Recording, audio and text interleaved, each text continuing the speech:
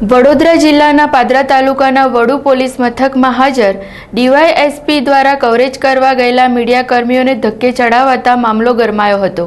જ્યારે આ મામલે જિલ્લા પોલીસ વડાને રજૂઆત કરી ડીવાયએસપી સામે કાર્યવાહી કરવાની માંગણી કરવામાં આવી હતી।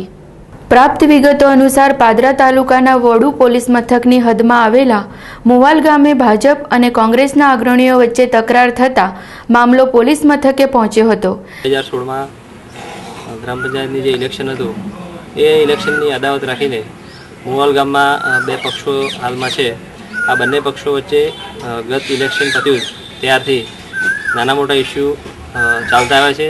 ए तमाम इश्यू जे छे चूंटणीनी अदावतने लईने चालता आव्या छे। जेना परिणामे आज सवारे मुवाल गाममां बंने पक्षना माणसो एक नानी अमथी बाबतमां भेगा थई गयेला अने बंने वच्चे झपाझपी थयेली छे सामान्य।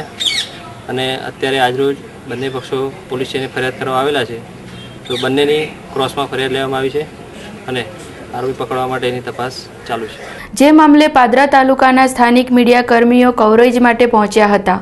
આ સમયે પાદરા ડીવાયએસપી સરવૈયા દ્વારા એકાએક પોલીસ મથકમાં ઘસી આવી અને મીડિયાકર્મીઓને ધક્કે ચડાવ્યા હતા। જે મામલે એક સમયે સ્થળ પર ઉગ્ર બોલાચાલી થવા પામી હતી।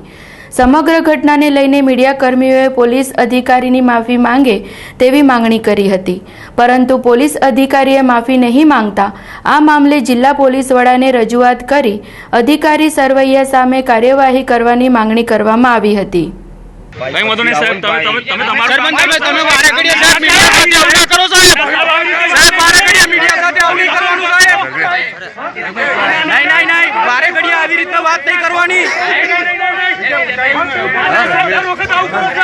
नहीं वारे घड़ी आ रही ना चले मीडिया साव्या आओ તમે કરો તમે વારે ઘડીએ સાહેબ આ રીતનું વર્તન હું મતલબ પકડવું છે સાહેબ મીડિયા કરવાની સાહેબ અમે તમારી કાર્યવાહીમાં ડિસ્ટર્બ કરીએ છે નહીં આ તમારે છે કેવું હોય તો ચલો